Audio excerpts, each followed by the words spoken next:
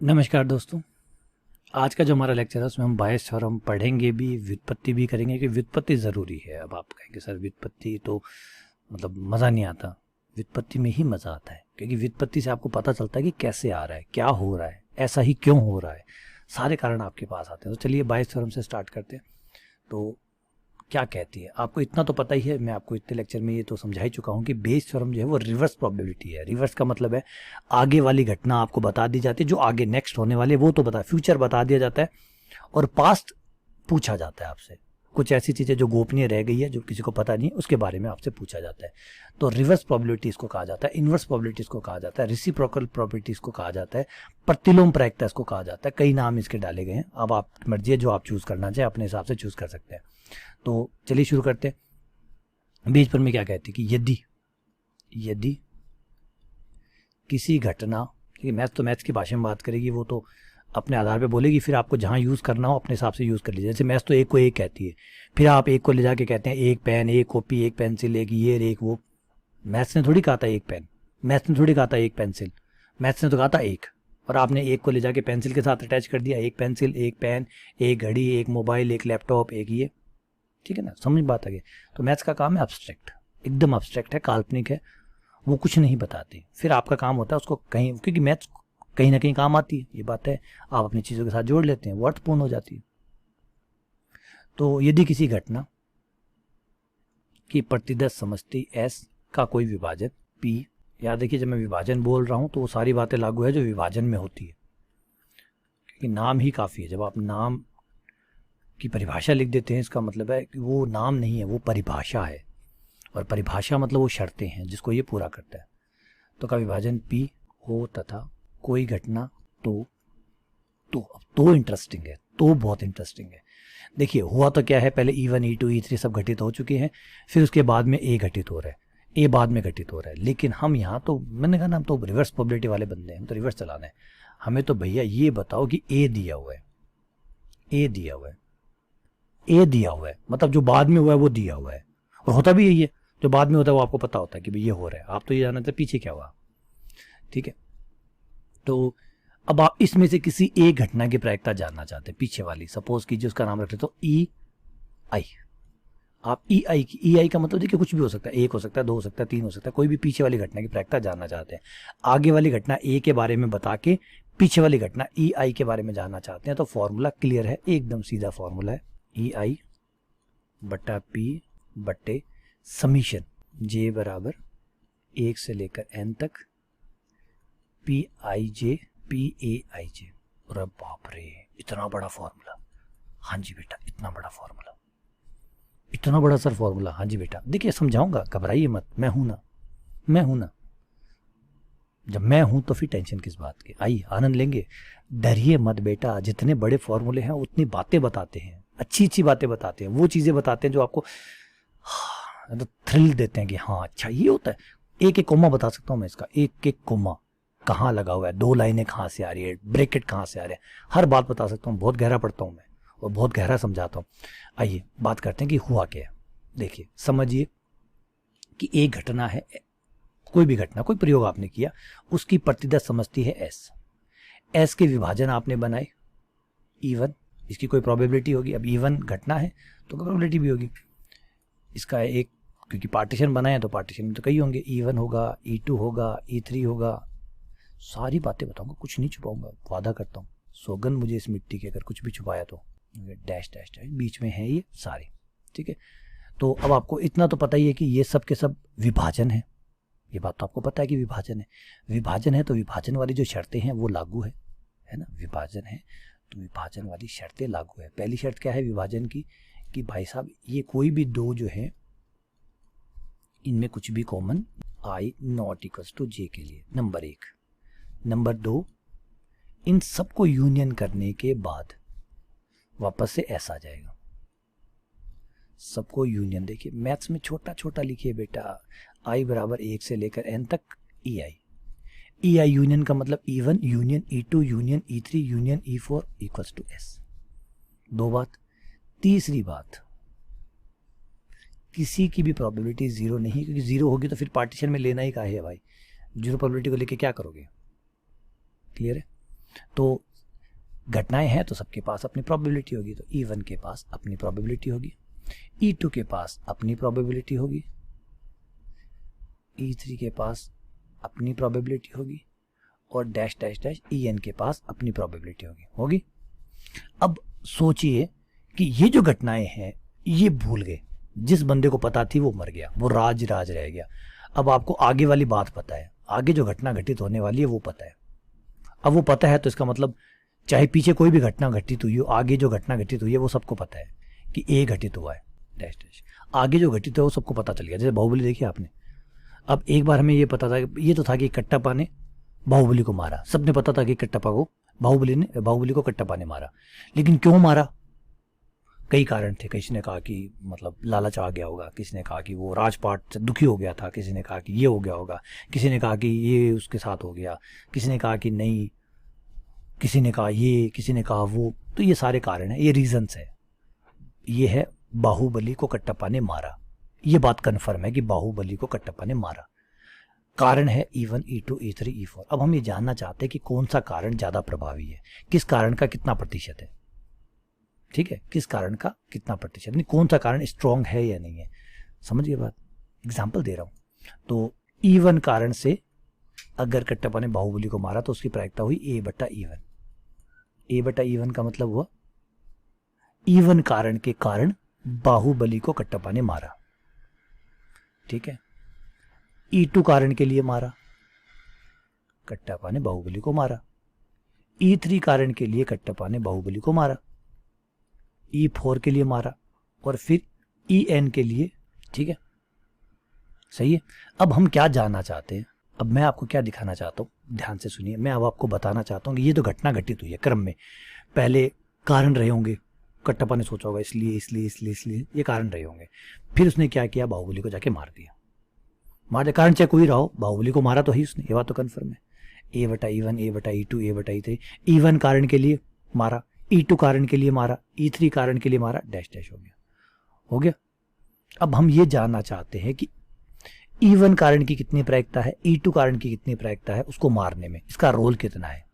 हम क्या जानना चाहते हैं, हम जानना चाहते हैं कि EI कारण जो है, अगर कट्टप्पा बाहुबली को मारता है तो EI जो कारण है, मतलब पीछे वाला वो कारण कितना प्रभावी है, उसका कितना बड़ा रोल है। रोल तो रहा होगा, किसी का 10%, किसी का 20%, किसी का 30%। तो हम जानना चाहते हैं कि जो EI कारण है, इस कारण का कितना रोल है।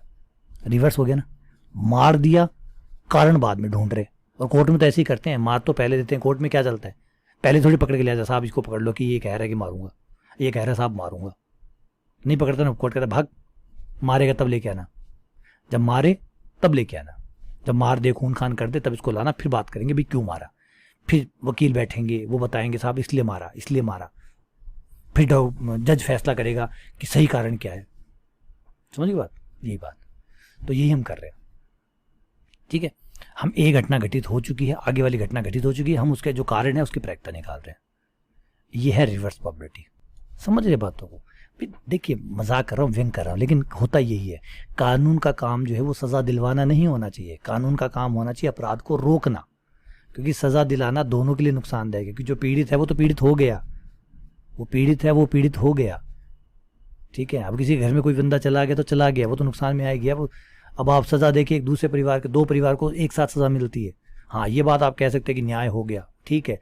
लेकिन सजा कौन भुगत रहा है, दो, प्लस कानून भी भुगतेगा। क्यों? क्योंकि उसको जेल में रखेगा, उसको खाना खिलाएगा, उसकी देख रेख करेगा, उसकी सुरक्षा करेगा, तो हर तरीके से परेशान हो। अगर वो अपराध रुक जाता तो मरने वाला बच जाता, वो जेल में नहीं जाता, सरकार के पैसे बच जाते, टैक्स पेयर का टैक्स बच जाता, हजारों फायदे होते किससे, अपराध रोकने से। तो अपराध रोकना ज्यादा इंपॉर्टेंट है बजाय सजा दिलवाने के। तो EI/A क्लियर है। आइए आगे बढ़ते हैं। अब इसका फॉर्मूला कैसे बनेगा उसकी बात कर ले। देखिए बहुत सिंपल प्रूफ है, ज़्यादा मुश्किल नहीं है, आनंददायक प्रूफ है। अगर हमें, ध्यान से सुनिए, अगर हमें EI/A की प्रायिकता निकालनी है तो प्रायिकता का फॉर्मूला आपको पता है, आप भी जानते हैं, मैं भी जानता हूँ। क्या होता है, किसी भी, याद कीजिए, ये है कंडीशनल प्रोबेबिलिटी, और कंडीशनल प्रोबेबिलिटी का फॉर्मूला होता है दोनों का इंटरसेक्शन बटे नीचे वाले की प्रायिकता। सही है गलत है?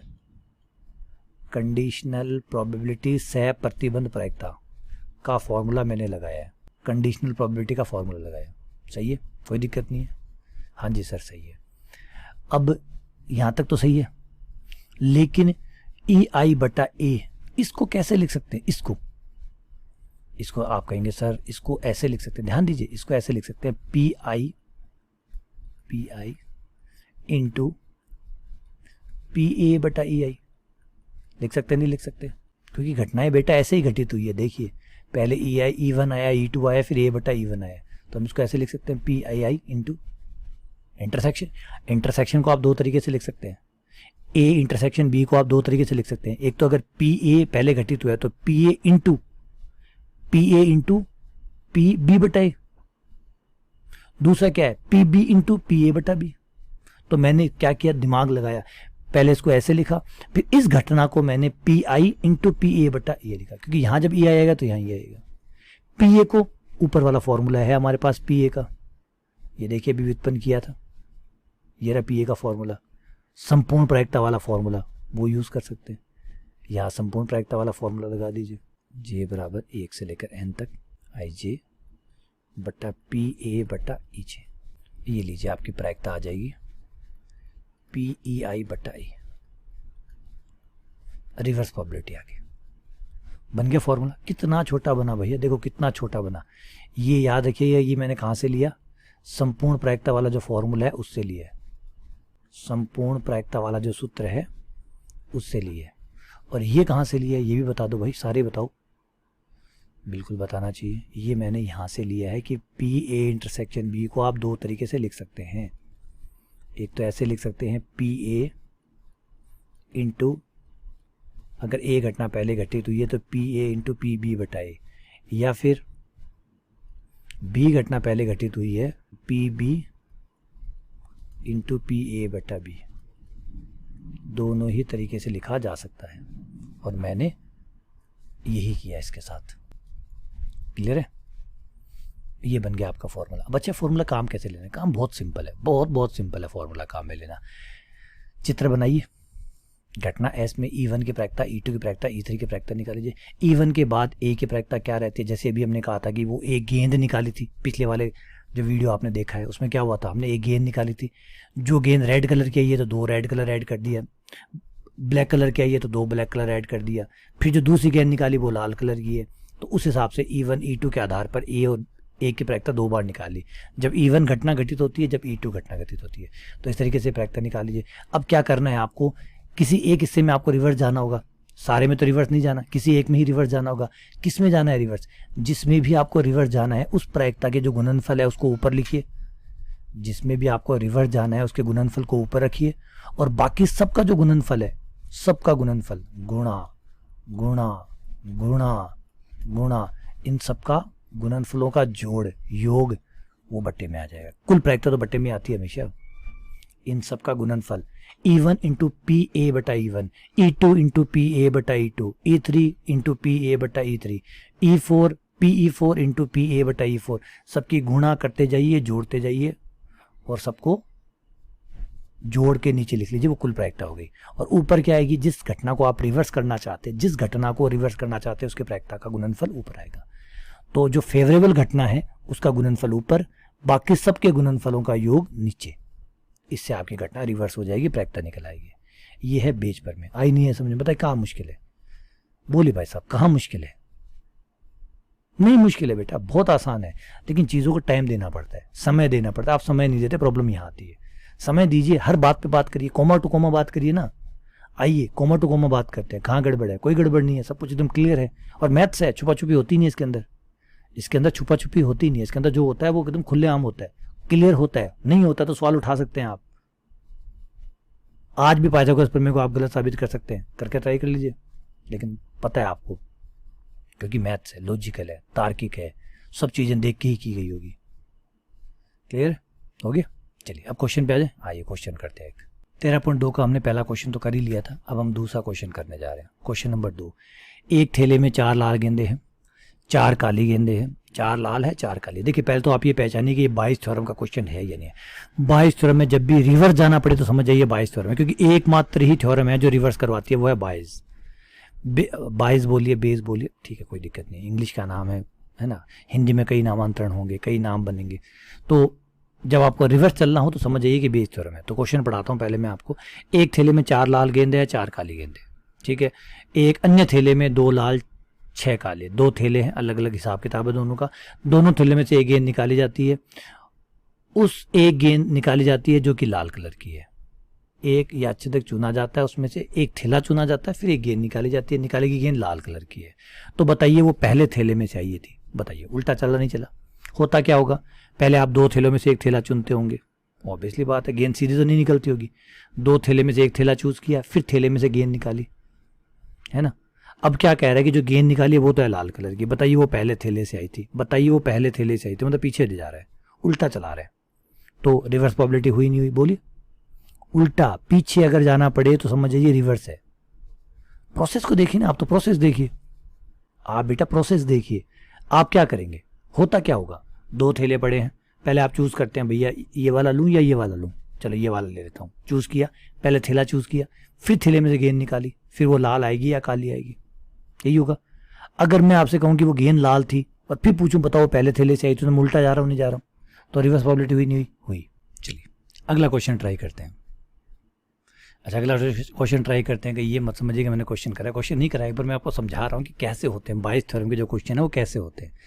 देखिए इस क्वेश्चन को पढ़िए कि भाई एक महाविद्यालय है, कॉलेज है, उसमें 60% छात्र जो है वो छात्रावास में रहते हैं, 40% छात्रावास में नहीं रहते, मतलब हमने घर से अप डाउन करते हैं।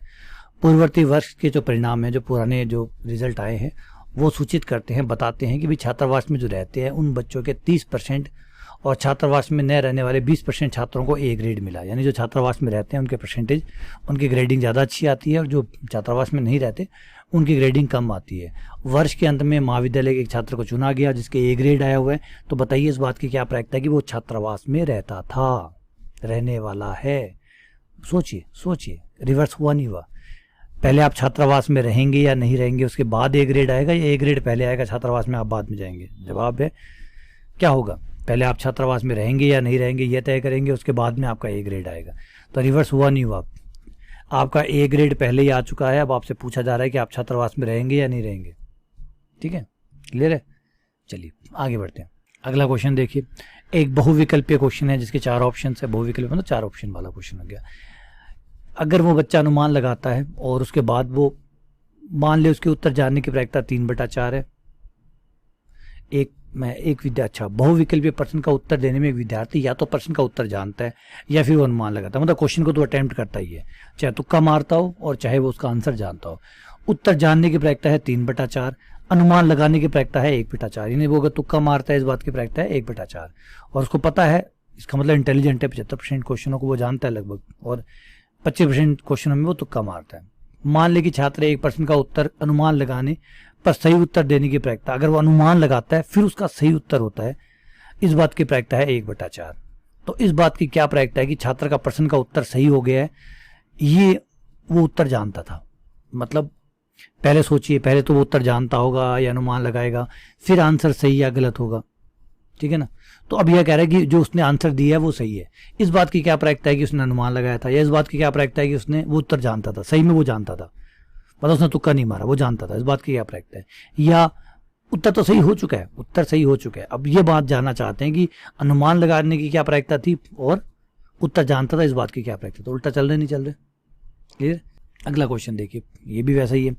किसी विशेष रोग के सही निदान में रक्त की जांच 99% असरदार है। वो जांच कराता है, 90% जांच जो है वो असरदार है, इसका मतलब 1% असरदार नहीं भी है। वास्तव में रोगी उस रोग से ग्रस्त है, अगर सही में रोगी उस रोग वो बीमारी है तो 99% जांच सही रिपोर्ट दे देती है, 1% जांच गलत रिपोर्ट देती है। किंतु 0.5% बार किसी स्वस्थ व्यक्ति की रक्त की जांच करने पर भी निदान गलत रिपोर्ट देता है। यानी 0.5% ऐसा भी होता है जब आदमी स्वस्थ होता है फिर भी जो रिपोर्ट है वो उसको बीमार बता देती है, यानी व्यक्ति को रोगग्रस्त बतला देती है, स्वस्थ व्यक्ति को भी रोगग्रस्त बतला देती है। यदि किसी जन समुदाय में 0.1% लोग रोग से ग्रस्त है, एक समुदाय है जिसके 0.1% लोग जो है उस बीमारी से ग्रस्त है, तो इस बात की क्या प्रायिकता है कि यादृच्छिक चुना गया व्यक्ति रोग से ग्रस्त हो, उसकी रक्त की जांच में ये बताया जाता है कि ये रोग है, वो सही में बीमार था और जांच की रिपोर्ट भी उसको बीमार बताती है, इस बात की क्या प्रायिकता है। एक व्यक्ति सही में बीमार है, उसकी जांच की रिपोर्ट सही आई है, इस बात की क्या प्रैक्ट है? देखिए उल्टा चले, उल्टा चले, जांच की रिपोर्ट बताती है कि वो बीमार है, वो कह रहा भैया बीमार हूं मैं, अब वो तो जांच की रिपोर्ट की जांच करने गए। बताइए, देखिए क्वेश्चन देखिए, हम तो जांच की रिपोर्ट का, नॉर्मल आदमी क्या होता है, जांच की रिपोर्ट आती है, फिर उसे पता चलता है कि बीमारी है या नहीं है। यहाँ तो बंदे उल्टे हैं, यहाँ तो पहले ही पता है भाई फलाना बीमारी है मेरे को, मैं तो ये देखने चाहता हूँ कि मशीनें सही से काम कर रही है या नहीं कर रही है, यानी रिपोर्ट की जांच कर रहा हूँ, जांच रिपोर्ट की जांच हो रही है, तो उल्टा हुआ नहीं हुआ, है ना। चलिए आगे बढ़ते हैं, अगले क्वेश्चन पे आते हैं। एक सिक्का दिया गया है, सिक्के के दोनों ओर चित्त है, ये वो मतलब शोले फिल्म वाला सिक्का है जिसके दोनों साइड एक ही है, दोनों ओर चित्त है। दूसरा सिक्का अभिनत है जिसमें 75% बार, दूसरा सिक्का अभिनत है जिसमें 75%, यानी अगर आप 100 बार उछालेंगे तो 75 बार चित्त आता है। तीसरा सिक्का अनभिनत है, एक सिक्का तो है जिसके दोनों तरफ ही चित्त है, एक सिक्का है जो 22 है मतलब 75 बार चित्त देता है, 25% बार ही पट देता है। एक तीसरा सिक्का अनभिनत, अनभिनत ईमानदार है, मतलब 50% चित्त आता है, 50% पट आता है। अब एक सिक्के को उछाला गया है, उसमें चित्त आया है, तो बताइए कि वो क्या गारंटी है, कितनी प्रायिकता है कि वो सिक्का वही है जिसमें दोनों तरफ चित्त था। अब बताइए, सिक्का ले लिया भी गया, उछाल भी गया, चित्त आ भी गया, अब वो पूछा कि इस बात की क्या प्रायिकता है कि वो दोनों तरफ चित्त वाला सिक्का था।